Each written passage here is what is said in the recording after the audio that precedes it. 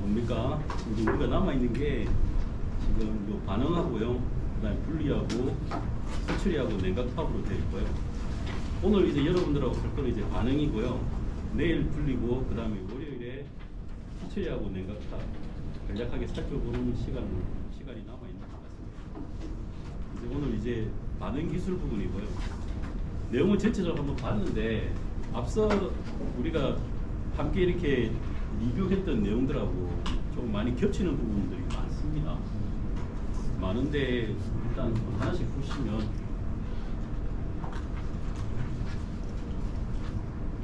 네, 석유라고 해서 또 언급을 하고 있고요. 아주 옛날에는 역층으로 방수용 그리고 조각 건축의 점착제로 사용되었다고 합니다. 그리고 서양에서는 페트롤리움을 해가지고 이렇게 이런 용어로 되어 있고, 동양에서는 석유라고 해가지고 중국 송나라 때부터 이렇게 되어 있다고 합니다. 그리고 중세로 넘어와가지고는 등불의 원료로 이렇게 사용이 되었다고 되어 있고, 그리고 그 광유 자체를 조명용으로 사용했다고 되어 있습니다. 근대에 들어와가지고는 미국에서 1859년 미국 펜실바니아에 있는 그 드레이크 유정에서 유정이 이제 시작이 된 거고요. 그 다음에 독일 다임러 자동차 제조사에서 휘발유로 작동하는 내연기관을 1885년도에 완성을 해서 연료로 사용하고 있고, 그 이후 현재 거대 산업의 연료로 사용량은 증가되고 있고, 그 다음에 앞서 말씀드린 것처럼 석유는 계속해서 매장량이 증가되고 있는 것 같고, 아무리 그 친환경이고 그리고 그 신재생 쪽으로 에너지가 많이 이렇게 넘어간다 손 치더라도 아직까지는 석유가 대세인 걸로 지금 저도 판단하고 있습니다. 밑에는 이제 연대기별로 지금 석유하고 관련되는 부분들을 갖다가 좀 일목요연하게 일단은 정리를 한 거고요. 이 정도만 이 장표에서는 보시면 될 것 같고요.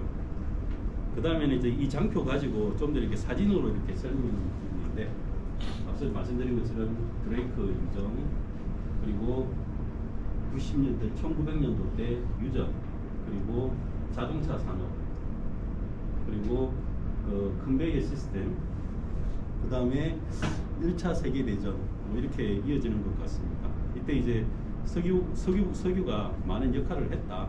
그리고 1900년 들어서면서 거의 이제 생활과 밀접하게 관련이 있는 물질이다. 이렇게 이해를 하시면 될 것 같고요. 그 다음에 석유를 움직이는 수송기관의 변천사 부분인데, 아시는 바와 같이 다임러의 내연기관부터 해가지고 디젤 엔진, 그 다음 비행, 그 다음에 T 모델 자동차, 그 다음에 제트 엔진, 이런 순으로 해가지고 지금 사용되고 있다라고 정리를 해놓았습니다.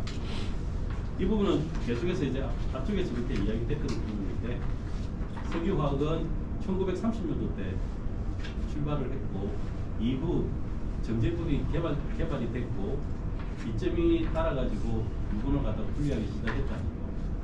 석유로부터 촉매하고 압력의 변화에 따라가지고 여러 가지 화학물질로 이렇게 변한다는 거. 그리고 1차 세계대전 이후에 본격적으로 석유화학 제품 발명이 시작이 되었다는 거. 지금 요거는 이제 원유 가지고 가열해가지고 분별 정류해서 상압 정류시켰을 때 온도에 따른 미점 차로 각각의 이렇게 제품군들을 갖다가 이렇게 표현을 해놓은 겁니다.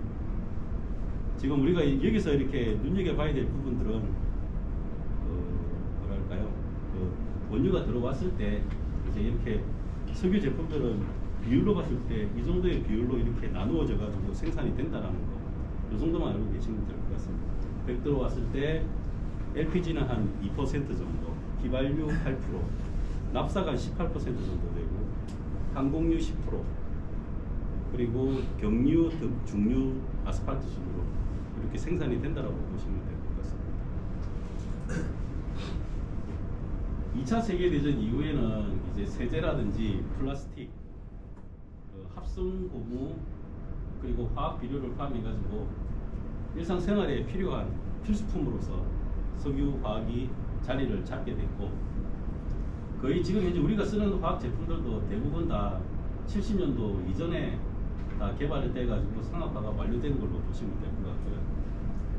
연도별로 봤을 때는 한 50년 전까지는 이러한 화학 제품들이 개발이 됐다고 보시면 될 것 같고, 아마 대부분 다 지금 현재도 사용하고 있는 제품들입니다. 그리고 70년도 때까지는 우리 그 PTA라든지 그 다음에 PP라든지 P라든지 이렇게 합성가스라든지 그 다음에 과산화수소라든지 각종 다양한 화학 제품들이 생산이 됐고, 그 다음에 90년까지는 이제 좀 이제 촉매 쪽으로 넘어와가지고 흡착제라든지 수지라든지 여기 개발이 됐고, 그 다음에 2000년까지 들어오면서는 이제 그 뭐랄까요, 이제 석유화학의 꽃이라고 할 수 있는 촉매 쪽으로 이렇게 많이 개발이 돼가지고 지금 이렇게 계속 이어져 오고 있다고 보시면 될 것 같습니다. 아시는 바와 같이 메탈레센 촉매는 그 폴리에틸렌이라든지 이런 화학 제품을 제조하는 과정에서 생산되는 촉매인데, 특징으로는 열과 수분에 강한 내구성을 지니고 있고요. 구조식으로 봤을 때는 그 사이클로펜타디엔 양옆에 두고 그 사이에 이제 금속이 끼어져 있는 촉매라고 보시면 될 것 같습니다. 그 다음에 이제 올레핀을 갖다가 이제는 요즘은 이제 합성을 해요. 촉매를 가지고. 그때 사용되는 게 이제 이리듐이라든지 티타늄을 갖다 촉매로 해가지고 올레핀을 갖다가 합성할 수 있는 촉매도 개발이 되었다고 보시면 될 것 같습니다. 계속해서 이제 또 반복되는 건데요. 조금 전에 이제 언급됐듯이 이 정도가 되고 있고요. 그리고 이제 연도별로 여기까지는 개발기. 그 개발기에는 이러한 이제 기초 요금들이 이렇게 이제 개발돼 가지고 상업화됐던 거고, 그 다음에 성장기 이런 이제 성숙기에 접어들어 가지고는 지금 여기 표시는 안 됐는데 여기 이제 제품들이기 때문에 성숙기 이후로는 아까 보셨듯이 거의 그 흡착제라든지 수지라든지 그 다음에 촉매 쪽으로 지금 개발이 되었다고 보시면 될 것 같습니다. 그리고 이제 석유 사용량 중에 8%만이 지금 현재 화학 및 소재용으로 사용되고 있는데, 글로벌 에너지 사용량을 봤을 때 석유가 한 34% 정도 차지해요.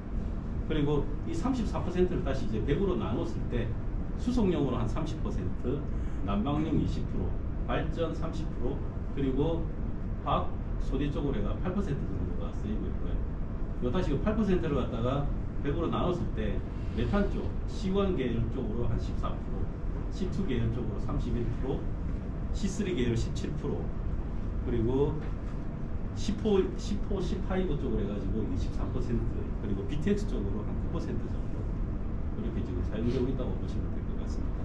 그리고 C1 계열 쪽에서 이제 메탄 쪽을 가지고 만들어진 합성품은 토산하고 요 밤이 만들어지고요. 수지 쪽으로는 EVA가 만들어지는 거고, C2 쪽으로는 에틸렌 가지고 알다시피 요 HDP라든지 LDP라든지 LLDP 쪽으로 만들어집니다. 그리고 C3 쪽으로는 프로필렌 가지고 AN 아크릴산으로 만들어지는 거고요. 그리고 탄소 섬유하고 그 다음에 요 폴리 아크릴론 니트릴 요까지도 만들어집니다. C4는 이제 부탄 계열이니까 부탄으로는 이제 러버까지 만들어지는 게 있고, BTX 쪽으로는 벤젠 가지고 그 스티렌 모노머라든지 BPA라든지 그리고 ABS까지 만들어지고, 그 다음에 요 자이렌 성분 가지고는 파라자일렌하고 PTA하고 그리고 그 다음 스팀으로 페트까지 이렇게 지금 제품군을 이루고 있다고 보시면 될 것 같습니다. 이제 한국의 석유화학 개발 부분인데 처음에 장표는 요것만 대로 들어가 있더라고요. 제2차 경제개발 5개년 계획 요것만 들어가 있더라고요. 그래서 그 박정희 대통령이 이제 한국 쪽으로 이제 경제개발하기 위해 가지고 총 7차에 걸쳐 가지고 경제개발 5개년 계획을 진행을 했어요. 이게 1962년부터 96년까지 진행이 되었고, 2차 경제개발 5개년 계획의 주 타겟은 그 당시에 이제 못 먹었으니까 식량 자급화라든지 그리고 산림 녹화, 그 다음에 화학철강, 기계공업의 건설에 의한 산업 모듈화 쪽에 타겟을 두고 진행을 한 것 같습니다.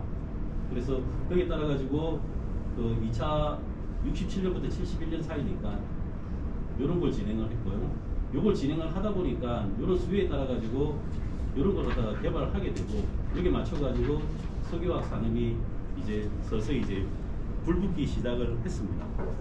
우리가 잘 알고 있는 중화공업은 언제부터 시작이 됐냐면 제3차 경제개발 5개년 계획부터 해가지고 진행이 되는 거고요. 이게 97년도에, 96년도에 더 이상의 경제개발 계획을 갖다가 수립하지 못한 이유는 97년도에 IMF가 터지게 돼 있어요. 터지다 보니까 이제 이쪽에 이제 치중을 못하게 된 거고, 그래서 지금 현재는 7차에서 이제 끝났다고 보시면 될 것 같습니다. 이런 이제 과정에서 태광산업은 71년도에 태광산업 울산공장 하섬을 갖다가 설립을 했고요. 그 다음에 75년도에는 그 대한하섬을 갖다가 인수를 했습니다. 그리고 석유 산업과 관련해서는 95년도에 석유 1공장을 건설해서 가동을 했고요. 97년도에는 석유 2, 3공장, 그리고 과수공장은 2007년인가 그때 가동되기 시작했죠. 이런 관계가 있습니다. 그래서 이제 보통 그 화학공학과 출신들은 요때 제일 잘 팔렸습니다. 요게 시작되는 1990년부터 1997년 요때까지 화학공학 쪽 그 엔지니어들이 많이 필요해가지고 그때 조금 많이 회사 취업하기가 쉬웠어요. 그때는. 근데 지금은 조금 어려운데 그 당시에는 화학공학과 놓으면 웬만하면 다 취업을 했어요. 1980년 후반부터 해가지고 97년 8년까지. 그래서 남부럽지 않았는데 지금은 취업하기 좀 많이 어렵죠. 그렇습니다.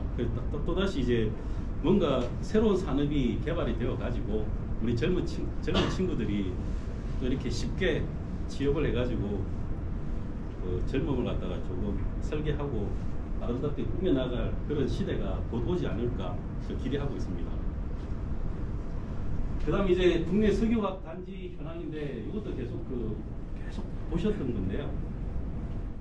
일단 제일 먼저 시작된 것은 울산 단지였어요. 울산 단지가 1972년도에 시작됐고 여수는 1979년 그리고 대산은 1991년도에 진행이 됐습니다.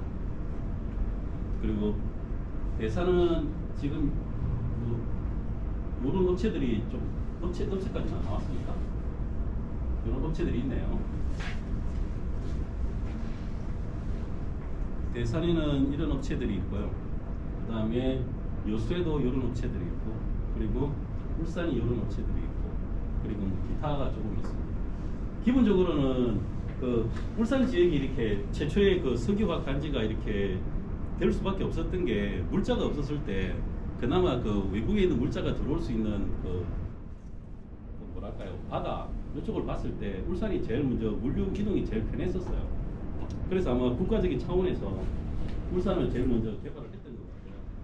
그 다음에 이제 요 하나 가지고는 안 될 것 같아가지고 요 여수 쪽으로 개발을 해준 것 같습니다. 그리고 요 대산 쪽은 그 처음에 이제 두 개의 메이저급 회사들이 시작을 했죠. 어디서 했냐면 삼성하고 현대가 시작을 했어요.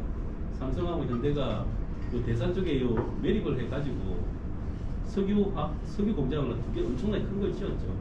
지어가지고 주 타겟은 중국 쪽으로 갔다가 생각을 하고 두 개를 지었는데 삼성 종합화학, 그러니까 삼성 토탈인데 거기는 좀 괜찮았는데 현대 석유화학 쪽은 조금 현대 계열 쪽에서 좀 관리가 좀 잘못되는 관계로 2000년 초반에 LG화학하고 롯데캐피탈로 이렇게 분사가 되었고 지금 현재는 그 삼성은 지금 하나로 넘어갔고요.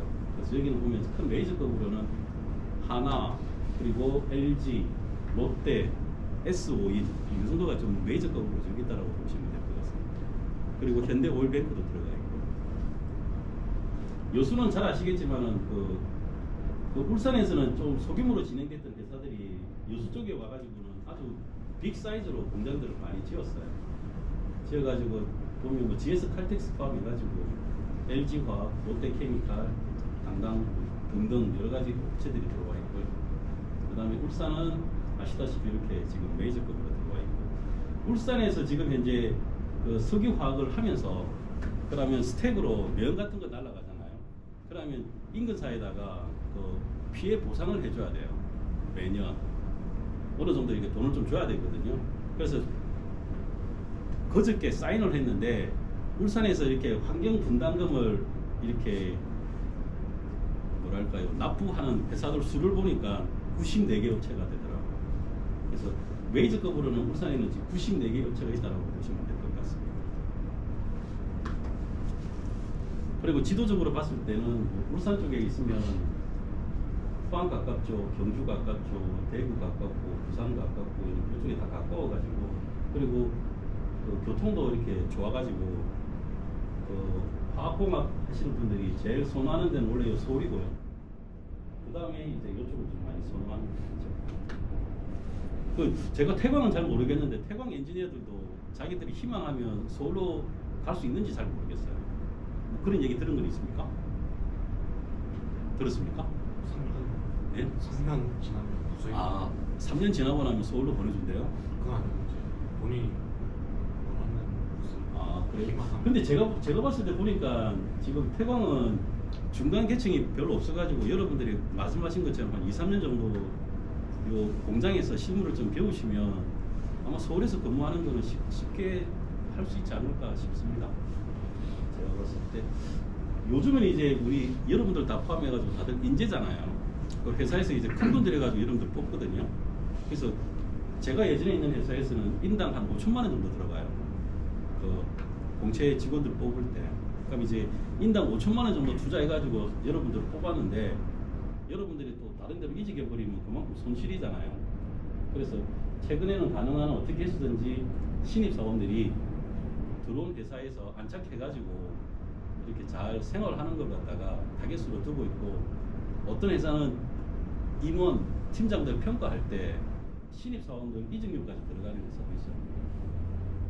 그래서 요즘 그 신입사원들을 갖다가 잘 대우해줘야 된다는 게 요즘 웬만한 회사들의 공통된 이제 관심사가 됩니다. 그 다음에 서울에서 근무를 하게 되면 집들을 다 사야 되잖아요. 뭐 전세를 한다든지 그래 돼 있는데, 그게 비해 가지고 지역에 살면 회사에서 이제 그거는 주잖아요. 집은 주니까 그런 게 있고, 제가 직원들을 많이 키워봤는데 처음에는 다들 그 보통 인근사에서 많이 인근 지역 출신들을 많이 뽑거든요. 뽑아가지고 이제 한 3년에서 한 5년 정도 이렇게 나름대로 이제 자기가 맡은 분야에서 프로페셔널하게 만들면 서울 본사에서 땡겨요. 근데 처음에는 다들 가기 싫어해요. 또 이제 고향이 이쪽이고 나름대로 이제 한 3년에서 한 5년 정도 이제 안착을 하다 보면 이제 나름대로 이제 루틴한 뭐 생활이 되다 보니까 안주하려고 하는 경향이 있는데, 그러다 보니까 지금 신입사원들은 잘 모르겠는데 좀 지나고 나면 또 서로 안 가려고 해요. 근데 이제 막상 또 보내요. 막상 보내면 다들 적응도 잘하더라고. 적응은 또 잘하는데 나중에 또 내가 필요해가지고 좀 내려와 달라고 하면 절대 안 내려옵니다. 그래서 저 서울이라고 하는 곳은 한번 처음에 이제 지역에 있다가 가라고 하면 잘 안 가는데 한번 가가지고 서울 사람이 되면 절대 안 오더라고요. 그게 서울인 것 같습니다. 참고하시기 바랍니다. 그 다음에 그 석유 제품이라 가지고 납사라고 표현했는데 이건 조금 제가 봤을 때 표현이 좀 아닌 것 같은데, 하여튼 뭐 석유 제품 그리고 천연가스를 원료로 해가지고 그 합성 수지, 그 다음에 합성 섬유의 원료라든지 합성 고무 및 각종 기타 기초의 그 화학 제품들을 생산하는 산업을 통칭해가지고 석유화학 산업이라고 하시면 될 것 같고, 그 원료 가지고 요 분별 정류, 상업 정류 다 거쳐가지고 중간체에서 나오는 납사 가지고 만들어지는 요 부분을 갖다가 석유화학 산업이라고 보시면 될 것 같습니다. 이 부분 계속해서 지금 앞에서부터 계속 이어져 왔는데, 저는 요즘 같은 경우는 난 요런 다 외울 필요는 없다고 생각을 해요. 그냥 요런 게 있더라. 그리고 나중에 여러분들이 필요할 때 한 번씩 찾아볼 수만 있다면은 그거로 저는 만족합니다. 그리고 이제 나눴을 때 기초 유분으로는 이런 거, 요거 가지고 만들어지는 게 중간 우려라고 합니다. 그리고 합성 수지는 요렇고 섬유, 고무, 기타 화학 제품은 이 순이다. 이렇게 보시면 될 것 같습니다. 그리고 이런 것들을 갖다가 이용하는 가공산업, 그리고 최종적으로 소비자한테 가는 제품들은 이런 게 있다. 이렇게 보시면 될 것 같고요. 그 다음에 이제 그 물질을 구성한다고 해가지고 만들어진 장터인데, 물질은 물체를 이루는 기본 재료고, 그 원자로 이루어져 있고요. 원자, 핵, 전자, 이렇게 이루어지겠죠. 원자 붙이면 분자가 될 거고요. 그리고 이제 통칭해가지고는 이제 뭐 치료이 되겠네요. 그 다음에 이거 이제 뭐 적었습니다. 요 원자 궤도하고, 그 다음에 요 오비탈하고, 요게 1S, 2S, 그 다음에 2P, 이런 식으로 가지고, 요 주기율표에 1번부터 해가지고 10분 정도, 이렇게 지금 나열되어 있습니다. 나열되어 있고, 그 다음에 그 다원자로 갔을 때는 지금 에너지는 여기로 갈수록 또 에너지는 많아진다. 그리고 호전자에 관련된 개수는 뭐 1번, 2번, 3번, 4번 해가지고 이렇게 표시를 해놓은 것 같고요. 그 다음에 이제 주기율표입니다. 주기율표인데 이건 계속 바뀌는 거였고, 이게 2016년도 판하고 업데이트가 됐는지는 제가 확인을 못했습니다. 그냥 이렇게 봤을 때 그 주기율표에 들어오는 원소들이고, 그리고 각 이렇게 색깔별로 이렇게 구분을 해놨거든요. 보시면 될 것 같고요. 그 다음에 이제 분자 구조 관련해가지고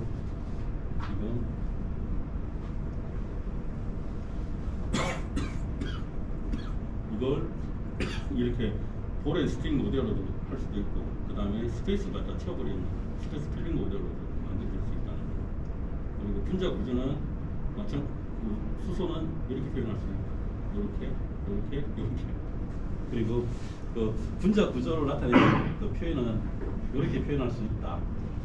그 다음에 요거 이렇게 표현할 수 있다. 그리고 규칙적으로는 너무 복잡하기 때문에 일반적으로 탄소의 C는 표시하지 않는다. 그리고 그 탄소에 연결된 수소도 표시하지 않는다. 이렇게 되어 있습니다. 그건 다 그냥 읽고 넘어가는 시간이라고 생각을 하고 있습니다. 그 다음에 이 부분은 뭐 명명법이 되겠네요. 메탄부터 메탄, 프로판, 부탄 쭉 나와가지고 10번은 데칸이 될 거고요. 분데칸, 도데칸 해가지고, 그 다음에 요 IL로 갔을 때, 결의되어 있을 때 이렇게 틸로 간다는 거, 그것만 보시면 될 것 같고요. 그 다음에 뭐랄까요? 그 다음에 여러 가지 이렇게 하지 않는다고 되어 있고요. 그 다음에 나타내는 어디 같더라? 예, 이분이 해가지고 그릭 접두사를 갖다가 사용하게 됐다는 거. 그 다음에 이렇게 명명할 수도 있고, 이렇게 표시가 될 수도 있다는 거. 이렇게 표시했고, 그 다음에 조금 이렇게 용어들은 제가 일단 적어놨습니다. 나중에 한번 보시면 될 것 같고.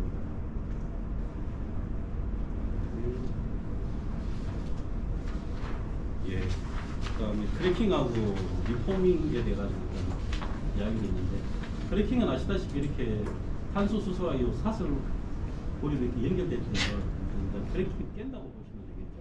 끼어가지고 특정히 만드는 이제 이렇게 만들어진다고 보시면 되고요.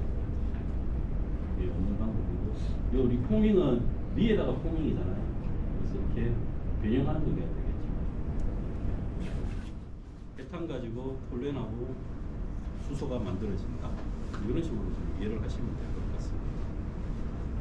그 다음에 수소와 반응은 뭐 하이드로제네이션은 아시겠지만 존재에서 수소를 받아들여가지고 화학 상태를 갖다가 화학탄화수소를 만드는 걸 수소와 반응이라고 합니다. 옥시데이션, 산화 반응이니까 예, 이렇게 산화 반응이 된다. 이렇게만 좀 이해를 하시면 될 것 같습니다. 그 다음에 탈수소 반응이죠. 탈수소 반응은 뭐 디하이드로제네이션이니까 수소가 이렇게 빠지면서 다시 그걸 이중결합으로 형성되는 거고, 탈수는 이제 디하이드레이션이니까 물이 빠져나가는 거니까 물이 빠져나가면서 이런 구조가 된다. 이런 걸 갖다가 실제로 들었습니다. 그 다음에 이제는 이런 이제 석유화학의 화학 반응에서 이제 촉매가 나오는 거죠. 촉매는 앞서 이제 연대기로 봤을 때 1980년 이후에 이제 만들어지는 걸로 만들어져가지고 석유화학 쪽에 이렇게 많이 이렇게 적용된다고 하는 거였고, 잘 여러분도 아마 다들 촉매에 대해서 많이 아실 거예요. 자신은 소모되지 않고 속도를 빠르게 하거나 뭐 에너지를 갖다가 좀 많이 필요한 에너지를 갖다가 조금 에너지 사용량을 줄여가지고 원하는 물질로 이렇게 변환시켜주는 그런 역할을 하는 게 촉매고, 이야기 드린 것처럼 화학 반응에 필요한 활성 에너지를 낮춰가지고 보다 쉽게 낮은 에너지에서도 반응이 일어날 수 있도록 도와주는 역할을 한다. 그리고 촉매는 거의 이제 고체예요. 고체인데 액체나 기체 상태의 촉매도 일단은 존재한다는 내용이고, 그 다음에 이렇게 활성 에너지를 통해 가지고 이렇게 가는 데 있어 가지고 촉매가 역할을 하는데, 촉매를 사용하게 되면 활성 에너지가 이만큼 필요하지 않고 낮은 에너지로도 가능하다. 이런 이야기고, 요거는 그 촉매의 한 부분을 갖다가 일단 표시를 해놓겠습니다. 그 다음에 이제 촉매는 크게 이제 균일계 촉매하고 불균일계 촉매로 이렇게 나눌 수가 있는데요. 균일계 촉매라고 하는 거는 촉매하고 반응물이 균일한 상태에서 이렇게 작용을 하는 거고, 거의 대다수가 다 액체 상태예요. 액체 상태에서 이루어지는 거고, 촉매가 거의 용매 상태라고 보시면 되는 거고, 불균일계 촉매라고 하는 거는 그 동일한 상이 아닌 거예요. 동일한 상이 아닌 거고, 반응물이 기체 상태에 있는 경우가 많아요. 촉매는 고체 상태고, 거기다가 이제 반응물인 그 집어넣어 가지고 반응을 갖다가 일으킨다. 이렇게 보시면 될 것 같고, 그 다음에 하나가 이게 생촉매 반응이라고 하는 게 있더라고요. 생촉매 반응은 뭐냐니까, 그 생물이 생산한 그 효모를 이용해 가지고 또는 세포를 이용해 가지고 원하는 그 반응 생성물로 이렇게 변환시키는 촉매를 생체 촉매라고 이야기를 합니다. 그 다음에 이거는 제가 이제 이 장표를 만들진 않았는데 웬만한 건 다 내가 이해를 했는데 이 장표 하나만큼 이해를 못했습니다.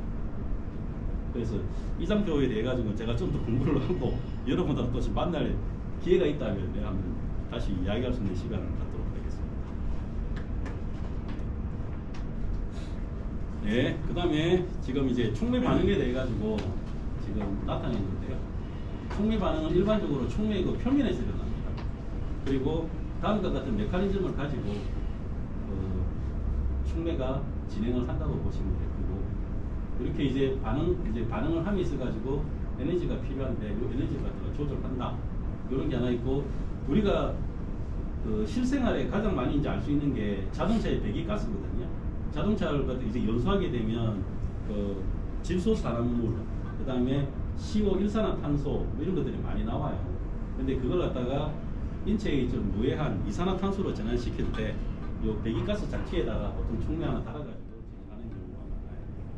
그때 들어가는 촉매류에는 백금이라든지 발라딘 같은 게 많이 좀 이용이 되고 있고요. 이제 여러분들 운전하고 있는 차에도 이렇게 들어가 있다고 보시면 될 것 같습니다.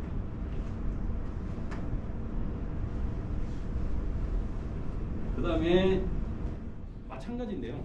조금 전에 이것도 마찬가지고 이것도 마찬가지인데, 석유화학을 갖다가 이렇게 가동을 하다 보면 항상 그 라이트한 가스들이 결과적으로 대기로 나가게 되어 있어요. 그래서 과거에는 이 대기업의 배출가스를 갖다가 그냥 산업 고도화, 그 다음에 그로스하는 성장하는 그 상징물로서 이렇게 받아들였었어요.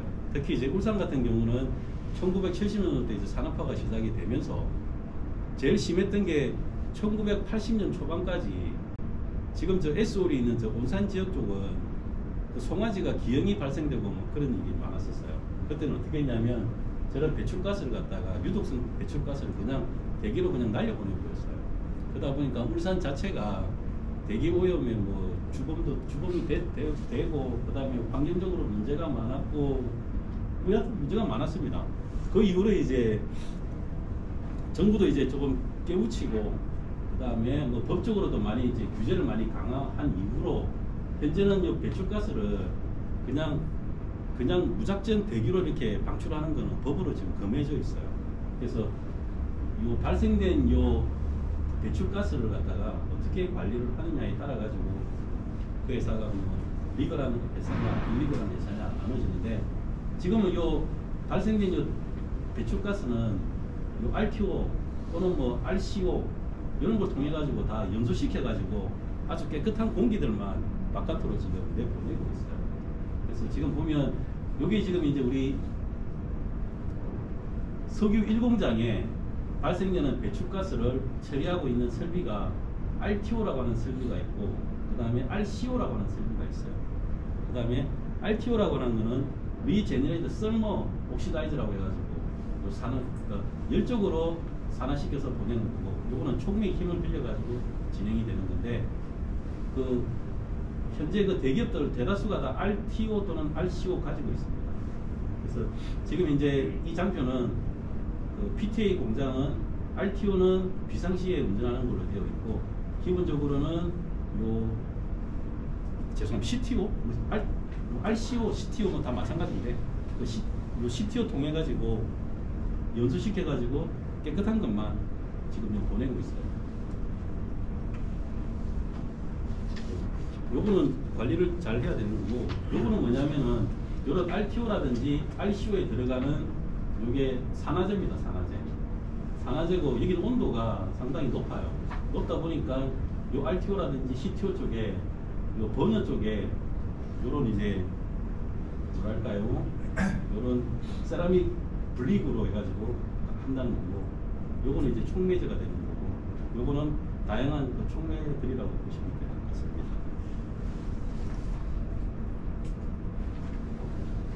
그리고 그러한 이제 촉매에 따라 가지고 촉매의 종류가 어떻고 그리고 이러한 촉매들에 들어가는 함량들은 그 이제 성분들은 뭔지 이렇게 지금 표시를 해놓은 것 같습니다. 예, 그 다음에 30분 정도 했으니까 또 한 10분 정도 쉬고 그 다음에 이 장표로 넘어가도록 하겠습니다. 에틸렌인데 여러분도 뭐 잘 알다시피 산업의 쌀로 불린다고 되어 있는데요. 에틸렌 가지고 이렇게 지금 합성 섬유 만들고 이렇게 만들잖아요. 근데 원래 합성 섬유 쪽으로는 에틸렌보다는 지금 우리가 생산하고 있는 페트가 먼저였어요. 그 페트는 그 납사 그 리포메이트 시켜가지고 벤젠, 톨루엔, 자일렌 만들어지면 그 믹스드 자일렌 가지고 파라자일렌 만들고 그거로 이제 PTA 만들어가지고 페트로 이어졌는데 그게 너무 비쌌어요. 너무 비쌌고 그 다음에 원료를 갖다가 이렇게 분류했을 때 방향적으로 이렇게 가지쳐가지고 놓는 양에 비해 가지고 비쌌어요. 그래서 필요에 의해 가지고 합성 섬유를 좀 만들고 싶었는데 그 금방 이야기했듯이 BTX, PTA, 페트로 이어지는 이거 말고 뭔가 좀 더 값싸게 만들 수가 없을까? 그래서 만들어진 게 에틸렌입니다. 그래서 에틸렌 가지고 폴리에틸렌 만들고 그 다음에 그 C3 가지고 PP 만들어지고 이렇게 이어졌다고 보시면 될 것 같습니다. 그래서 페트를 대신해서 에틸렌 가지고 폴리에틸렌 만들어가서 합성 섬유로 왔는데 지금은 그 중국 쪽에서 손쉽게 들어왔던 게 그 페트 쪽이었고 지금 요 에틸렌 프로필렌, 에틸렌 그다음에 폴리에틸렌 쪽으로 들어와가지고 지금 현재까지 와 있다고 보시면 될 것 같습니다. 그 이후로 지금 에틸렌은 거의 산업의 쌀이라고 많이 불리고 있고요. 그 용도로는 뭐 이런 용도로 지금 많이 사용되고 있고 지금 업체로는 이런 업체들이 지금 생산을 하고 있어요. 하고 있고 그 중간 원료 및 유도체로는 이런 유도체가 있고 용도로는 이런 용도 그리고 각 용도에 따라 가지고 좀 더 세분화 시켜 가지고 이런 회사에서 생산을 하고 있다 이렇게 보시면 될 것 같습니다. 그리고 또 책을 한번 뒤져봤는데요.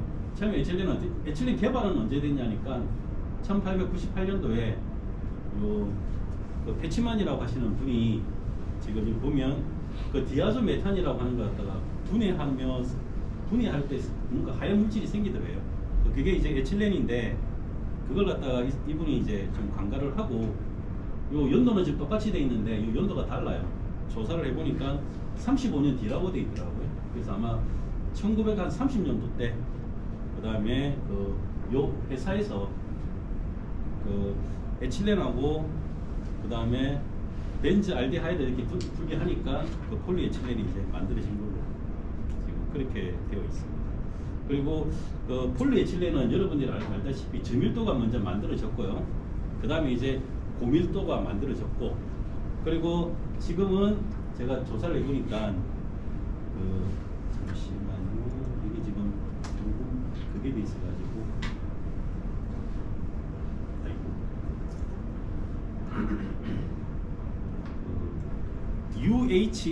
UHMWP라고 해가지고 그 고밀도보다 좀 한 단계 더 높은 거, 초고분자 폴리에틸렌이라 해가지고 고밀도 대비 분재량이 한 10배 이상 되는 거고요. 이게 거의 뭐 탄소 섬유랑 비슷하게 고강도 섬유라든지 어류용 소재로 지금 만들어진 것다라고 보시면 될 것 같습니다. 그 다음에 얘기가 되고 있는 거는 그 저밀도에서 고밀도로 갈 때는 요 지글러 나타 촉매를 활용했다는 거죠. 그 다음에 이런 이제 촉매를 활용할 때 요 생성으로 갈 때는 에너지가 필요한데 요 촉매를 이용해 가지고 요만큼 에너지가 줄어들었다, 이렇게 보시면 될 것 같습니다. 그 다음에 이제 프로필렌입니다. 프로필렌은 이제 에틸렌 다음으로 뭐 산업에 중요하고 필름, 섬유, 자동차 부품 등의 다방면에 사용되고 있고요. 프로필렌이고 이런 업체들이고, 유도체로는 이러한 유도체가 있으며 용도로는 이런 용도고 각 회사마다 이렇게 되어 있는데, 지금 보면 그 사용처를 보니까 요 용도로 봤을 때 지금 현재 많이 이렇게 아마 조금 파피로를 한 물질이라고 보시면 될 것 같습니다. 그 다음에 이제 부타디엔입니다. 부타디엔은 뭐 아시다시피 에틸렌 프로필렌과 함께 기초 유분이 되는 거고요. 그 다음에 요 타이어, 신발에 쓰이는 합성 고무가 되는 거고, 요 내외 장재로도 많이 사용이 됩니다. 예, 이런 업체들이 지금 부타디엔 생산하는 업체고, 요 용도에 맞는 업체들은 이렇게 되어 있다라고 보시면 될 것 같네요. 거의 요 장표를 보니까 부타디엔은 지금 거의 금호석유 쪽에서 지금 많이 지금 진행을 하고 있고, 그러니까 일부 지금 코롱도 하고 있고, 그 다음에 롯데도 하고 있는데, 그건 좀 아마 양은 좀 적은 것 같고요. 그 메인 부타디엔 러버 쪽으로는 거의 금호석유 쪽에서 거의 많이 생산하고 있다고 보시면 될 것 같습니다. 그 다음 BTX입니다. BTX 벤젠이고요. 그 다음에 폴리스티렌, 나일론, 메탄의 및 용재로 많이 사용되고 있고, 이소화학에서 노멀 파라핀이고, 그 다음에 이렇게 납사 크래커 가지고 있는 데는 거의 대다수가 다 벤젠을 놓는다고 보시면 될 것 같아요. 파라핀에서 스티린 모노머로 해가지고 이 단계 이렇게 이루어지는 거고, 지금 우리랑 관계되는 부분은 다음 장으로 넘어가야겠네요. 다음 장으로 넘어오게 되면 그 톨루엔 같은 경우는 우레탄의 그 원료로 사용되고 있고, 그 다음에 죄송합니다. 요 올스가 아니고 올소입니다. 올소. 그죠? 그 자이렌은 이생전체잖아요. 올소 자이렌은 그 가소제로 쓰이고 있고요. 그 다음에 파라 자이렌은 요 PTA 거쳐가지고 폴리에스테르 수지의 그 원료가 되겠죠. 그러면 하나가 더 남았네요. 요 메타 자이렌 있잖아요. 메타 자이렌은 그 PIA라 해가지고 PIA 원료를 좀 사용되고 있습니다. 자이렌은 이런 데서 지금 여튼 가지고 이렇게 만들어요. 올소 메타 파라 해가지고 만들었고요. 이렇게 만들어가지고 한때 장사도 잘 되고 수익도 좋았는데, 현재는 이 부분에 대해 가지고는 거의 다 중국에 다 뺏겼습니다. 다 바뀌었고 시장으로 봤을 때는 요 PA 시장은 애경 쪽에서 가져갔는데 맞네가 여기네요. 애경. 그다음에 PIA는 요 한국에서는 롯데케미칼 독점입니다. 요 메타자이렌도 롯데케미칼 독점인데 그나마 생산은 하고 있습니다. 파라자일렌은 처음에는 롯데에서만 생산을 했는데 그 이후는 정유사들이 다 인발부가 됐고 만들어지는 TPA는 지금 현재 국내에서는 하나 임팩트하고 해강이 거의 메이저라고 보시면 될 것 같고요. 그래서 TPA 요 시장은 하나하고 우리가 메이저인데 결국에는 우리 두 회사가 남을 것 같고 누가 더 선점하느냐에 따라 가지고 조금 왔다 갔다 하고 있는 것 같습니다. 근데 아직까지로 봤을 때는 하나 임팩트가 우리보다 조금 위에 있는 것 같습니다. 생산량으로는 하나가 250만, 우리가 100만이거든요. 그리고 하나는 대산하고 울산에 공장을 가지고 있고요. 그 차이가 있습니다. 그 다음에 DMT는 지금 요 SK케미칼인데 요거는 DMT 가지고 혹시 그 페트지라고 얘기 들은 거 있어요? 페트지 혹시 아십니까? 모르죠. 페트지가 뭐냐면은 그 백화점에 가면 그 여성분들 그 화장품 병 그 흰색에 조금 두툼한 거 있거든요. 느낌은 이렇게 만져봤을 때는 조금 뭐 코끼리 상아 같은 느낌도 좀 들고 조금 메이크업에 있는 그 화장품 용기로 많이 쓰이고 있는데 그 페트지의 원료가 되는 게 CHDM이라고 하는 게 있고 그 CHDM의 원료가 되는 게 DMT입니다. 그래서 국내에서는 이 SK케미칼이 CHDM하고 페트지라고 하는 제품을 갖다가 거의 독점하고 있습니다. 전 세계적으로는 그 DMT 가지고 CHDM 만들어 가지고 CHDM에서 페트지라고 하는 물질을 만들고 있는 회사는 미국의 이스트만하고 SK케미칼하고 두 군데가 있고요. 나름대로는 지금 거의 독과점이고 세일즈도 잘 하고 있습니다. 잘 하고 있는데 부르는 게 갑인데 요 이스트만하고 SK케미칼은 그 제조 원가 플러스 한 300~400불 정도만 딱 받는 걸로 해가지고 경쟁사들이 진입할 수 못하도록 진입 장벽을 갖다 확실하게 쳐놨습니다. 그래서 몇몇 업체가 뛰어들라고는 했는데 그 후발주자들은 초기 투자비가 많이 들거든요. 그에 따라 가지고 초기 과다하게 들어간 투자비를 회수하려면 시작부터 돈을 좀 많이 벌어야 되는데 그런 부분에서 이스트만하고 SK케미칼이 그런 이제 후발주자가 들어오지 못하도록 가격적인 면에서 이렇게 그걸 해버렸어요. 장벽을 딱 쳐가지고 함부로 잘 못 들어가고 있습니다. 그런데 SK케미칼이 지금 겁을 내고 있는 데가 중국입니다. 중국은 공산당에서 그냥 인위적으로 뭐 하라고 하면 하기 때문에 아마 지금 제가 작년까지 있었는데 한 5~6년 있으면은 중국 쪽에서 들어올 거다라고 지금 판단하고 있어가지고요. SK케미칼은 과연 CHDM 사업은 가져가고 페트지 사업은 중국으로 넘길까? 이런 좀 고민도 좀 하고 있습니다. 그게 비해 가지고 제가 이 메타자이렌 PI를 말씀드리고 싶은 거는 SK케미칼하고 이스트만이 DMT 가지고 CHDM 페트지로 이어지는 사업을 갖다가 거의 독과점 하면서 후발주자들이 못 들어오도록 가격적인 면에서 배리어를 탁 쳐놨는데 요 국내에서 요 메타자이렌 단독업체 PIA 단독업체 저도 여기 있었거든요. 다 있었는데 여기는 요 SK케미칼하고 좀 정책을 좀 다르게 했어요. 어떻게 했냐니까 거의 이제 독과점 업체다 보니까 시장에다가 어떻게 가격을 팔았냐니까 거의 영업이익이 원가가 800불이면 영업이익이 한 1200불 왔어요. 그래서 2000불에 팔았어요. 원가 800불인데 시장가 2000불에 파니까 이거 왜 이래? 영업이익이 한 톤당 1200불 나니까 경쟁사들이 그냥 들어왔어요. 들어와가지고 전 세계적으로는 지금 중국하고 인도 쪽에서 들어와가지고 시장을 갖다가 양분화시켜버렸어요. 그래서 정해진 파이는 정해져 있는데 과거에는 파이를 다 먹었는데 다 먹을 때 SK라든지 이스트만처럼 후발주자가 못 들어오도록 가격적인 면에서 배리어를 잘 쳐놨으면 좋았을 건데 그냥 그걸 안 치고 물 들어올 때 뭐 고기를 좀 많이 잡아보자 그런 이제 탑에 경영 마인드에 따라 가지고 단기간 한 몇 년 만에 돈을 엄청나게 벌었어요. 그러다 보니까 경쟁사들이 그냥 들어와 버렸어요. 들어와 가지고 지금은 옛날에는 파이 전체를 먹던 걸 지금은 인도에 파이 뺏기고 중국에 파이 뺏기고 지금은 이제 어느 정도만 지금 가져가고 있어요.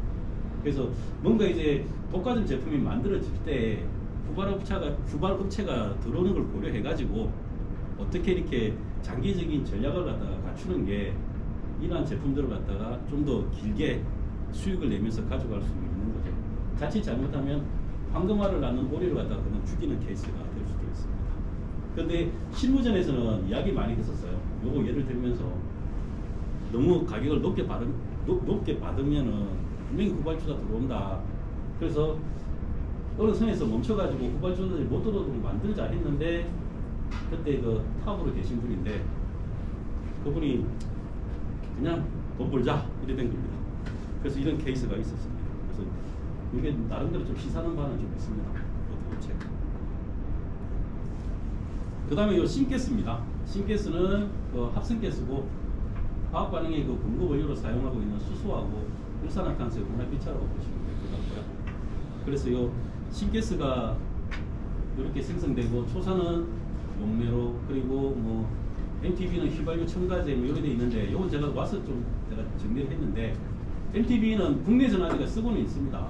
휘발유의 그 옥탄가를 높이는 데 쓰고 있는데 그 외국에서는 이거 사용 중지된 지가 한 3년쯤 됐습니다. 그래서 대신 이제 MTB를 대신해 가지고 휘발유 옥탄가를 높여주는 첨가제로는 제가 적어놨지만은 그 조금 전에 네 요걸 갖다가 대신 쓰고 있습니다. 자일린을 갖다가 MTB 대신에 그 가솔린 풀에다가 집어넣어 가지고 적정 옥탄가를 갖다가 만들어 가지고 사용하고 있고 요거 국내에서만 쓰고 있는데 국내도 좀 지나고 나면 요거는 쓰지 않을 것 같아요. 예, 그 다음에 이제 좀 정리를 해가지고 화학산업은 크게 그 석유화학과 파인케미칼로 분류가 되는 거고 석유화학은 여러분들이 아시다시피 이런 것들이고 파인케미칼은 뭐 스페셜까지 가겠네요. 우리 보통 스페셜티 제품이라고 많이 하는데 약간 스페셜티입니다. 그리고 전자재료는 이쪽에 넣어서 분석을 하는 걸로 되어 있고요. 그래서 계속 이렇게 반복되는 건데 산업소재는 유기소재하고 무기소재로 나눠지고 유기소재는 그 원유에서 이렇게 전제되는 과정에서 중간물질로 나오는 나프타를 갖다가 개질시키면 이런 것들이 나오고 이런 것들은 이런 합성수지라든지 원료, 합성 고물이 이어져 가지고 최종 제품은 이렇게 이어지고 이런 거 갖다가 석유화학군이라고 이야기를 하고 그 다음에 정밀적으로 내려왔을 때는 뭐 파인케미칼이라든지 스페셜티 그래서 뭐 메탄올, 가성소다, 의약품 이래가지고 정밀화학군에 들어간다는 거. 그렇게 했을 때 우리 그 가성소다 공장은 정밀화학에 들어간다는 거. 네, 이 정도로 보시면 될 것 같습니다. 그리고 그 석유화학의 그 국제환경 아마 첫 시간인가 두째 시간에 말씀드렸는데 이거는 그 국가 간의 실리를 갖다 추구해가지고 어제의 아군이 오늘의 적군이 될 수 있고 오늘의 적군이 내일의 아군이 될 수 있다 그런 구간이고요. 미중의 무역 전쟁, 그 다음에 지정학적 리스크 좀 있고 그래서 꾸준하게 위기 관리가 필요한 그런 부분이라고 보시면 될 것 같고요. 그 다음에 지금 요 메탄크레카 비중이 지금 아마 좀 확대가 될 것 같고요. 이렇게 되고 있고 이렇게 돼 있는데 그 중국은 그 석탄 가지고 지금 만들잖아요. 만드는데 그리고 현재는 지금 중동 쪽은 요거였고 그리고 미국은 다시 이제 트럼프 2기가 왔으니까 요 셀가스, 셀 오일 기반으로 해가지고 가스 산업 쪽으로 이렇게 푸시할 거고 그렇게 했을 때 셀가스는 그때 제가 제조 변동비가 30%에서 한 40% 선이니까 그게 따르면 전체적인 유가는 아마 지금 유가가 한 80불쯤 되죠. 근데 그게 아마 한 50불 이하로 떨어지게 되면 뭔가 큰 변화가 있을 것 같다. 그리고 그거는 아마 트럼프가 선거하는 과정에서도 셀 쪽은 다시금 자기가 활성화 시키겠다고 했으니까 유가는 아마 50불대로 떨어지지 않을까 그러면 요 지난 한 2, 3년간은 조금 다른 또 세상이 조금 열리지 않을까, 다들 그렇게 지금 생각하고 있습니다. 하고 있고요. 그 다음에 우리 필요하다, 그래 보시면 될 것 같습니다. 그리고 뭐 이렇게 했을 때 지금 현재 산업 기술 인력들이 많이 부족한 편이다, 이렇게 지금 좀 언급을 하고 있는 것 같습니다. 그 다음에 지금 뭐 화학공학이라고 하는 거는 그 화학하고 장치의 필요성인데, 거의 제가 지금 공장을 갖다가 공장 생활만 거의 지금 30년 정도 하고 있는데, 거의 뭐 석유화학 공장은 저는 어떻게 이야기하냐면, 석유화학 공장은 전기하고 거의 기계가 거의 다 한다고 저는 생각하고 있어요. 공장을 가동하다 보니까. 근데 여하튼 지금 보겠습니다. PTA 제조 공정이 되겠는데, 예를 들어 가지고 PTA 제조 공정을 통해 가지고 화학공학이 화학과 장치가 이렇게 엮여져 있다는 걸 갖다가 설명하기 위해서 만든 장인데, 파라자일렌은 좀 무색의 원료입니다. 그리고 냄새는 코를 탁 쏘는 듯한 냄새가 있습니다. 그리고 파라자일렌은 이게 13도에 옵니다. 파라자일렌은. 그래서 항상 파라자일렌은 상온에서 관리를 좀 잘해야 되는 거, 아니면 13도만 되면 다 이게 얼어버리기 때문에 관리를 좀 잘해야 되는 물질이고, 그 다음에 파라자일렌을 갖다가 압축 공기와 반응시켜 가지고 PTA를 제조하는 게 PTA 제조 공정인데, 첫 번째로는 원료하고 촉매하고 혼합합니다. 원료는 PX고 촉매는 코발트, 망간, 브롬에 혼합된 촉매고, 그리고 용매로는 초산을 이용해 가지고 믹싱을 시켜 가지고 산화 반응을 시킵니다. 그리고 결정을 하게 되면 뭐가 만들어지냐면 크루드 부탈릭 애시드를 해가지고 CTA가 만들어집니다. 이 만들어진 CTA 다시금 재혼합시키고 메인 불수불이 되는 요 PCBA를 갖다가 파라톨리드로 전환시킵니다. 그래가지고 고순도로 만들어가지고 만들어지는 게 퓨리파이드 테레프타릭 애시드라고 하는 거고, 메인 임퓨리티가 되는 PCBA는 CTA 공정에서는 한 3000 ppm, 오늘 거 보니까 한 2600에서 한 2800 ppm 정도 되더라고요. 그리고 최종 제품의 PCBA는 맥스 30 ppm으로 되어 있는데, 현재 나오는 제품은 한 14에서 한 16 ppm 정도 되어 있습니다. 그 다음에 이제 화학 반응으로 만들어진 다양한 화합물, 어떻게 분류하여 순수한 물질로 볼 수 있을까? 네. 지금 요 이제 예를 든 거는 뭐냐면은, 요 파라자일렌 가지고 지금 파라톨루이, 그리고 HMBA, PCBA, 그 다음에 TPA로 이어지는데, 지금 우리가 지금 이야기되고 있는 건 PCBA인데, PCBA는 거의 수용성이 아니고 불용성입니다. 그래서 이걸 갖다가 수용성인 파라톨루익으로 이렇게 전환시키는 과정에서 수소가 들어가가지고 파라톨루익이 만들어지면, 거기서 이제 물만 제거하게 되면 고순도의 TPA가 만들어진다, 이렇게 보시면 될 것 같습니다.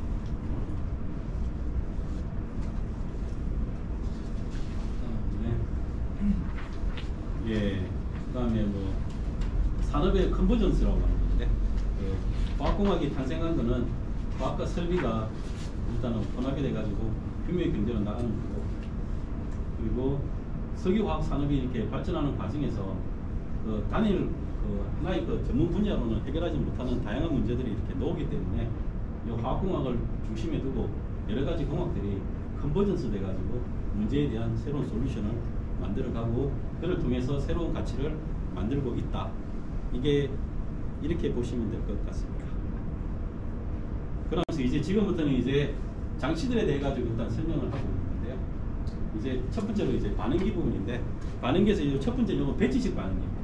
배치식 반응기는 일단은 원료가 들어가 가지고 프로덕트가 나오기 전까지 일단 한쪽에 담아놓고 교반시켜 가지고 시간의 경과에 따라 가지고 만들어지는 걸 보고, 그 다음에 프로덕트가 되면 이렇게 다시 이제 엠프티 시키고 다시 새로운 거 집어넣고 하는 그런 건데, 특징으로 봤을 때는 소용량 제품이라든지, 그리고 고제조 비용, 다제품군, 그리고 기름 촉매를 필요로 하는 거고, 반응이 이제 진행되는 동안에 일단은 채우거나 비우지 못하는 거죠. 넣고 반응시키고 뺀다고 했으니까 장시간 가동을 하게 되면 높은 전환율을 갖다가 얻을 수는 있어요.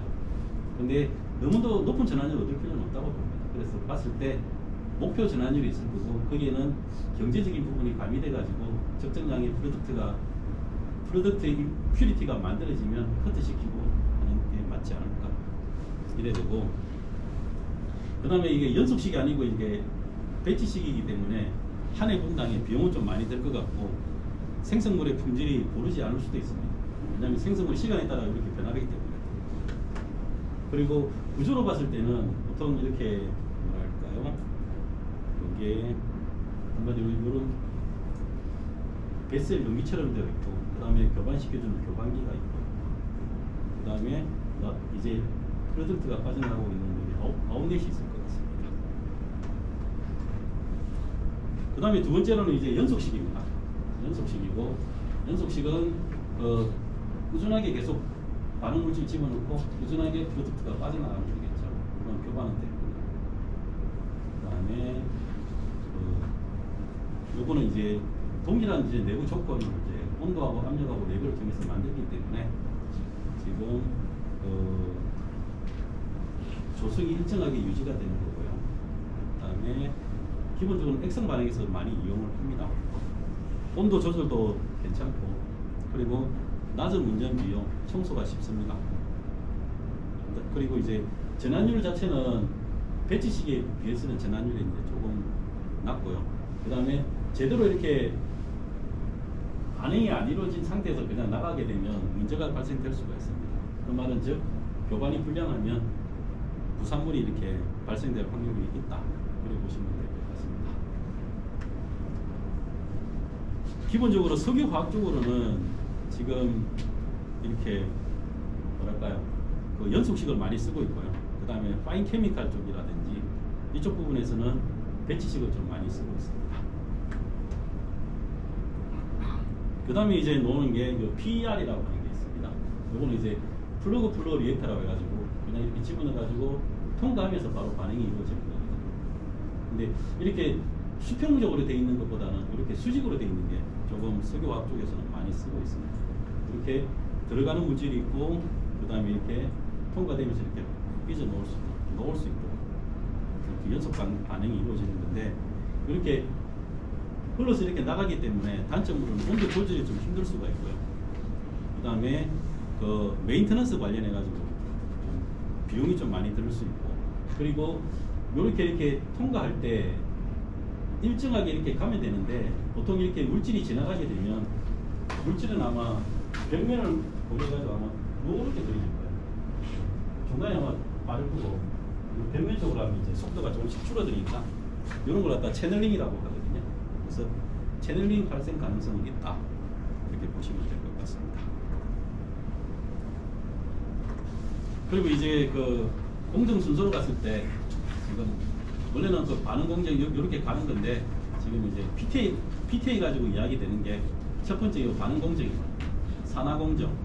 산화 공정은 그 원료인 PX, 촉매인 그 CMB 촉매, 코발트, 망간, 브롬 촉매, 용매lum은 초산, 그 베이스로 해가지고 그 CTA를 갖다가 만드는 공정이고요. 대신 여기에서는 이제 그 메인 불순물이 되는 PCBA가 대략 한 2,500에서 3,000ppm 정도 나온다. 그걸 가지고 이제 제품화 시킬 수는 없으니 이걸 다시금 그 반응 공정으로 보내가지고 PCBA를 수용성인 파라톨루익으로 변환시켜가지고 물로서 제거시키고 고순도의 PTA를 만든다. 만들어진 PTA는 드라이어를 통해서 건조 공정을 거치고 그 다음에 사이로라고 하는 곳에 들어가서 물류 자재를 통해 가지고 제품화돼 가지고 외부로 지금 판매되고 있다. 이런 게 지금 이 장표로 알 수 있는 거고요. 그 다음에 이게 이제 반응기 설명하는 건 아니고요. 그 우리 산화 반응기 PTA 쪽에 있는 산화 반응기가 있는데 PTA 그 산화 반응기에 그 들어가는 그 용매로서 그 헤크 초산을 쓰고 있는데 우리가 공정 개선을 통해 가지고 사용되고 있는 헤크의 그 양을 갖다가 이렇게 개선시켰다.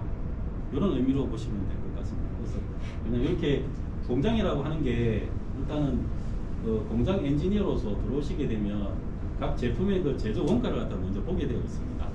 보게 되어 있고 나름대로 이렇게 주변사의 벤치마킹을 다 통해 가지고 현재 그 제조 원가가 실제 베스트인지 확인해 보시고 뭔가 좀 개선할 부분이 있으면 개선을 해 가지고 제조 원가는 꾸준하게 계속 최적화 시키는 역할을 누가 해야 되냐? 엔지니어가 해야 되는 거고요. 그런 관점에서 이렇게 좀 적어 놓은 거라고 보시면 될 것 같습니다. 그래서 여러분들도 각 파트에서 이제 엔지니어로서 생활하시게 되면 이 부분에 대해서 좀 신경을 좀 바짝 쓰시고, 그리고 보통 한 10년 이상 근무하시게 되면 다 좀 매너리즘에 빠지게 되어 있어요. 그래 되면 이제 어떻게 보통 받아들이냐면 뭐 이 정도가 우리 선배들이 해왔던 뭐 최적의 뭐 제조 원가다 뭐 이렇게 얘기하시는 분들이 있는데, 계속 고민하다 보면 뭔가 또 추가적으로 또 원가 절감할 수 있는 부분들이 나올 수 있고요. 그래서 그런 부분들에 이제 여러분들이 같이 참여하시게 되면 나름대로 이제 스몰 석세스를 갖다가 좀 느끼시게 될 거고, 그런 이제 스몰 석세스를 갖다가 느끼시게 되면 태관 가족이 된 걸 나름대로 이제 보람을 가지시고 장기적으로 이쪽 근무를 갖다 롱런할 수 있지 않을까, 좀 그렇게 기대하고 있습니다. 그 다음에 요거 이제 그겁니다. 지금 아까 이야기했듯이 그 반응기 중에 배관을 갖다 통과시켜가지고 그 리액턴트를 갖다가 프로덕트를 바꾸는 그런 반응기를 갖다가 예를 든 건데요. 지금 피드가 이렇게 들어갑니다. 들어가게 되면 우리 부분 침입 트라이라고 해가지고, 뭐냐면은 이런 게 없으면은 들어왔을 때 채널링이 나와요. 바로 떨어지는 것들은 빨리 떨어질 거고, 벽면에 붙은 것들은 좀 늦게 떨어질 거고, 그래서 가능한 균일하게 반응이 이루어질 수 있도록 침입 트레이를 놔가지고 통과되면서 골고루 반응이 될 수 있도록 해가지고 지금 빠져나가도록 하는 거고, 일정량의 총매는 들어갑니다. 들어가는데 요 반응기 자체의 볼륨은 분명히 총매를 채우고도 좀 빈 공간이 있어요. 그러니까 보통 빈 공간은 뭐로 채우느냐, 그 불활성 물질인 세라믹 볼로 좀 다 채웁니다. 이거는 뭐 태광에 있는 뭐 산화 반응기만 이런 게 아니고요. 반응 반응기만 이런 게 아니고 어떤 공장이든지 간에 반응기에 보면 빈 공간들은 그 반응하지 않는 세라믹 볼로 다 채우는 게 보통 거의 공식화되어 있습니다. 통과되고 있고요. 그 다음에 요거는 내가 보니까 그 유해가스가 나왔을 때 여기에 이렇게 활성탄 같은 걸 두고 통과시켜가지고 결과적으로는 대기로 이렇게 그 맑은 그 기체들만 빠져나갈 수 있도록 하는 그런 부분 갖다 이렇게 표시를 해놓는다고 보시면 될 것 같습니다. 그 다음에 그 에어하고 반응물의 그 믹싱 부분인데, 요 그 믹싱을 시킬 때 반응기에 들어가는 요 교반기 타입을 갖다가 어떻게 하느냐에 따라 가지고도 그 들어가는 그 원료, 부원료, 주원료, 부원료의 그 효율 같은 걸 많이 개선을 시킬 수가 있습니다. 그래서 그 반응기의 인터널 교반기를 갖다가 어떻게 하는지, 그리고 어떤 타입으로 하는 게 좋고, 그리고 들어가는 에어양은 어떻게 하고, 그리고 이런 걸 갖다가 다 접목을 시키게 되면 반응기 운전을 갖다가 최적화할 수도 있는 거고요. 그래서 만약에 여러분들이 맡고 있는 파트에 이런 반응기가 있고 교반기가 설치가 되어 있다면은, 지금 현재 그 교반기가 최초 그 라이센스사의 그 교반기인지, 아니면 여러분들보다 앞선 뭐 팀장님 또는 뭐 선임, 뭐 책임 그분들의 그 기술적으로 나름대로 좀 업그레이드가 된 부분인지, 이런 거 좀 많이 지켜볼 필요가 있고요. 그 다음에 제가 보통 그 부산하고 서울 쪽에서 코엑스하고 백스코 쪽에 가면 1년에 한 번 정도 뭐 기계 종합 무슨 뭐 박람회 같은 거 해요. 그런 거 하면 한 번씩 가서 보고 오는 게 많이 도움됩니다. 그래서 저는 이제 우리 직원들한테 많이 몇만 원 가라고 하는데, 코엑스하고 백스코에 그렇게 기계 박람회를 한다든지 뭐 화공학 이런 뭐 석유화학 공장 무슨 박람회 같은 게 있으면은 한 번씩 보내달라고 해가지고 가서 보고 오시면 교반기 부분도 이전과는 많이 업그레이드 된 부분들이 많아요. 그런 거 보고 오셔가지고 현재 우리 반응기에 들어가 있는 교반기랑 비교해 보시고 나름대로 뭐 효율적인 면에서 더 좋다, 그러면 한번 접목해 볼 필요가 있지 않을까, 그렇게 생각을 해봅니다. 그 다음에 이제 요거는 뭐냐면은 PTA 공장 쪽에 뭡니까 코스트를 갖다가 절감하기 위해 가지고 오퍼레이팅 되고 있는 플랜트의 그 최적화, 그걸 어떻게 하는 게 좋을까, 그런 내용들이 좀 들어가 있고요. 그리고 지금 PTA 같은 경우는 메인 임퓨리티가 푸시비에라고 있어요. 그 푸시비에를 갖다가 그 가능한 임퓨리티를 낮추는 게 좋긴 좋은데 또 너무 낮추는 거는 또 경제적으로 또 맞지는 않아요. 그래서 그런 거 다 고려할 때는 푸시비에라는 임퓨리티를 무작정 낮추기보다는 적정선에서 낮추는 게 뭐 수율적인 부분이라든지 이코노미컬 트래픽 이런 거 다 고려해가지고 대응을 해야 된다. 그래서 최적화가 만들어져야 된다. 이렇게 보시면 될 것 같아요. 그 다음에 이제 그 탐유입니다. 탐유는 이제 뭐 석유 3공장도 그렇고 석유 1공장, 2공장 다 있는 게 뭐 정유탑이 되겠죠. 정유탑인데 정유탑은 아마 학교에서 많이들 배우셨겠지만은 요 뭐랄까요? 요 중간에 이렇게 트레이가 되어 있는 게 있고요. 그 다음에 요 패킹은 요 트레이와 트레이 사이에다가 패킹을 갖다가 잔뜩 집어넣는 거예요. 패킹을 어떤 패킹을 넣느냐에 따라 가지고 지금 이쪽 패킹은 조금 다른 그림이 조금 그런데 여하튼 그렇습니다. 요 패킹 종류에 맞춰 가지고 요 빈 공간에다 패킹을 채우는 부분들이 있고 빈 공간을 패킹을 채우는 것 대신에 이렇게 지금 모양으로 된 게 있고 기본적으로는 트레이는 이렇게 되어 있습니다. 그리고 트레이 단수하고 그 정유탑의 그 물질 분리해 가지고 그 순수한 그 제품의 그 퓨리티와의 관계에 대해 가지고는 아마 여러분들이 알고 계실 것 같고요. 가능한 한 단수는 높게 할수록 좋고 그리고 위쪽에서 이렇게 나와 가지고 다시금 돌아가는 그 리프럭스 레이셔라고 하는 환류비는 많이 갈수록 좋고 그런데 환류비를 많이 가져가게 되면 그만큼 디스틸레이션 레이트는 줄어드니까 프로덕트 양은 줄어들 거고 그래서 적정한 그런 걸 다 고려해 가지고 만들어져야 되는 거고 단수를 너무 높게 하면 또 그만큼 초기 투자비는 많이 들 거고 그런 거 이제 다 고려해 가지고 만들어져야 되는 거고요. 트레이도 보면 여기는 지금 트레이가 지금 제대로 안 나왔는데 트레이는 보면 그 트레디셔널, 컨벤셔널 트레이가 있고요. 그냥 트레이는 구멍만 빠끔빠끔 뚫려진 게 있고 또다 이제 한 단계 효율이 높은 거는 중간에 이제 밸브 타입이라고 해서 밸브 트레이라고 하는 게 또 있어요. 밸브 트레이. 그 다음에 UOP가 만들고 있는 ECMD 트레이. 뭐 얕은 트레이들 많습니다. 어드밴스드 트레이. 뭐 그런 트레이들이 많습니다. 그런 트레이를 갖다가 이제 좀 더 어드밴스드 된 트레이를 쓰면은 초기 장치비를 좀 적게 가져갈 수는 있어요. 그런데 그만큼 향후에 메인테넌스 비용이라든지 이렇게 좀 많이 들 수도 있고요. 엔지니어랑 한 번씩 그 올라가가지고 한번 이렇게 타고 내려오는 것도 요 정유탑을 이해하는데 많이 도움은 됩니다. 근데 태광 산업은 안 하는 것 같고 SK 파워 해가지고 저 롯데케미칼 뭐 이전에 뭐 고려수교 뭐 이런 데는 합니다. 이걸로 타고 올라갑니다. 올라가가지고 여기 요 탑 쪽으로 말고 옆에 보면 매뉴얼가 하나 있습니다. 매뉴얼로 내려옵니다. 내려오면 요 트레이가 있는데 트레이 중간에도 또 매뉴얼가 있어요. 그 다음 요 매뉴얼 열고 내려와가지고 요 트레이 상태 확인하고 다시 또 내려오고 이렇게 해가지고 갑니다. 트레이와 트레이 간격은 450mm에서 550mm로 나눠져 있고요. 그 다음에 그게 이제 밸브 트레이하고 컨벤셔널 트레이가 그렇게 되어 있고 UOP가 만들고 있는 ECMD 트레이 그 다음에 어드밴스드 트레이는 요 간격이 요 폭이 채 한 300 정도밖에 안 됩니다. 그래서 인스펙션 하기는 좀 힘든데 컨벤셔널 거라든지 보면 내려온다든지 요 옆에 보면 또 사이드에 또 맨홀이 있거든요. 들어와가지고 타고 이렇게 올라가는 케이스도 있습니다. 저는 이거 종종 했었습니다. 옛날에.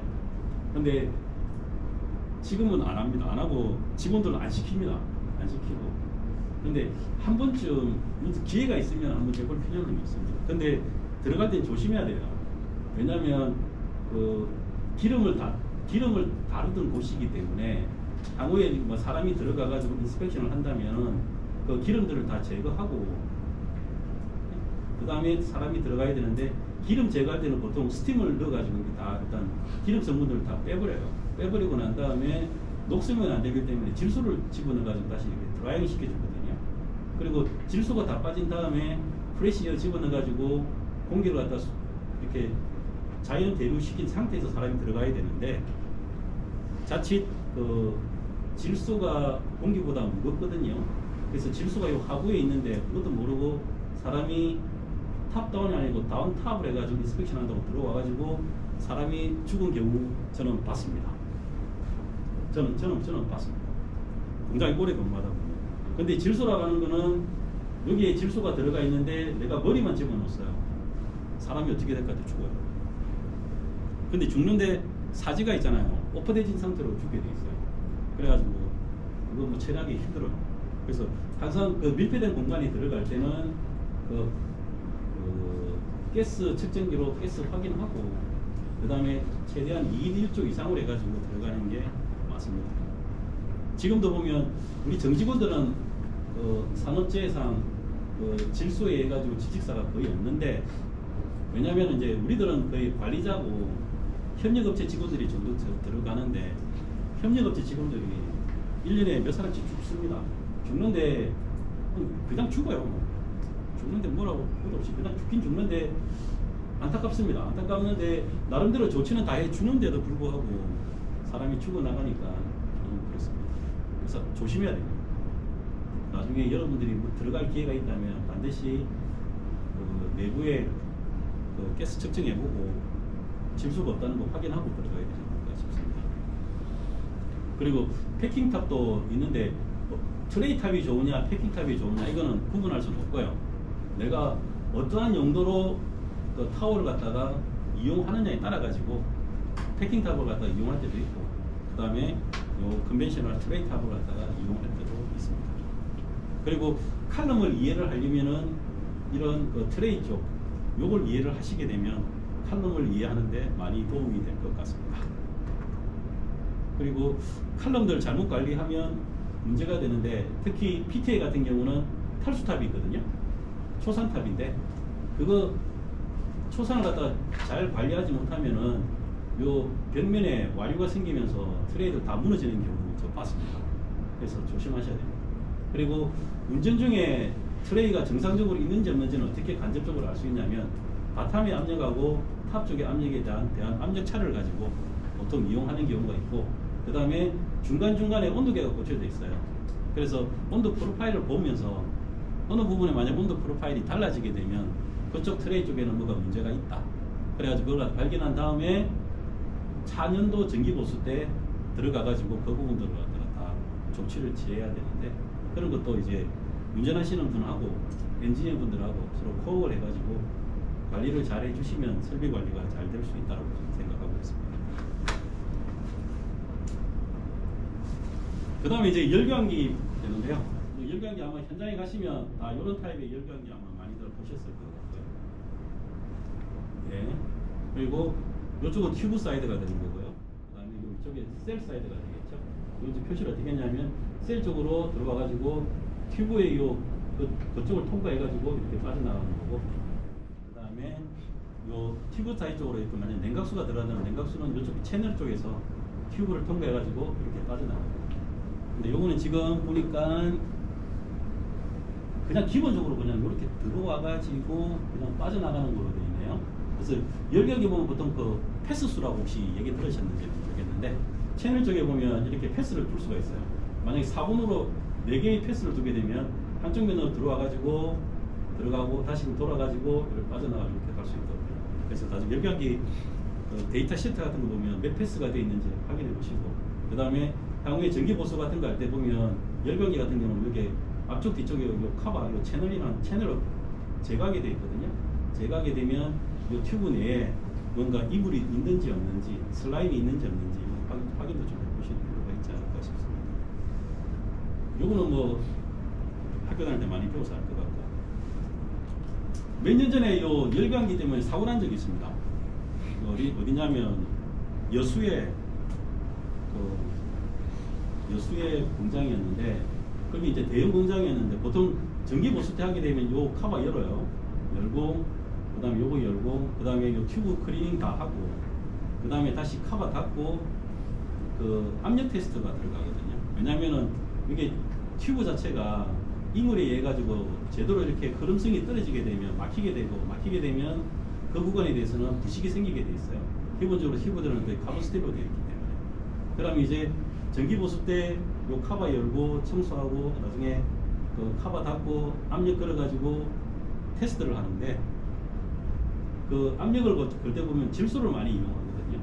근데 질소를 이용할 때 그 한쪽 편에 질소 압력이 거의 한 80회 이상 되는 그 질소를 갖다 이렇게 걸었어요. 걸고 압력 테스트를 하는데 갑자기 요 카바가 이렇게 튀어나와가지고 주변에 있는 사람들을 갖다가 그냥 뭐 안전사고를 갖다 불러일으키는 경우가 많습니다.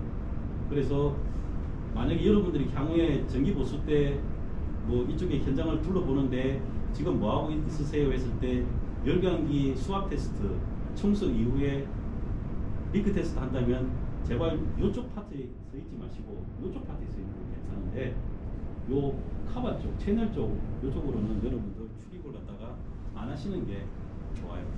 어떤 일이 벌어질지 모르기 때문에. 특히 이제 우리처럼 뭐 거의 한 20년, 30년간 이렇게 공장을 가동을 하다 보면 설비들이 많이 노후화되어 있기 때문에 특히 조심하셔야 돼요. 실제 사고 났었어요. 여천 NCC 쪽에 났거든요. 그래서 4명인가 5명 죽었었어요.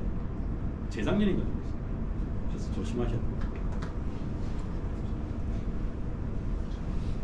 그 다음에 이제 압력 용기라고는 이제 압력에 걸린 용기라고 보시면 될 것 같고요.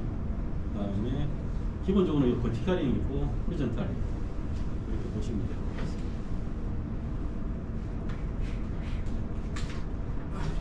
네, 그 다음에 오늘은 거의 시간 끝났네. 여튼 여기는 그 정류가 있고요, 추출이 있어요.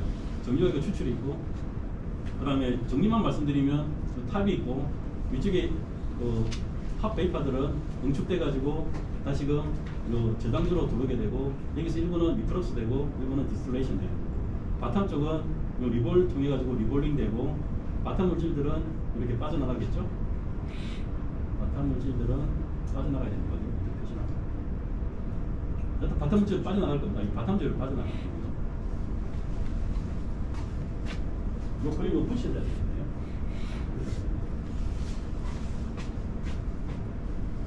그 다음에 추출하는 부분이 있고요. 그리고 이제 그 외 장치로는 그 뭐 저장조, 탱크, 냉각탑, 배관, 밸브가 있는데 아까 그 질소로 인한 사고가 제일 많이 나는 데가 여기 저장조고요. 냉각탑은 월요일날 이야기하고 배관하고 밸브에 대해 가지고는 일단 여러분들 잘 아시니까 이렇게 보시면 될 것 같습니다. 오늘 여기까지입니다.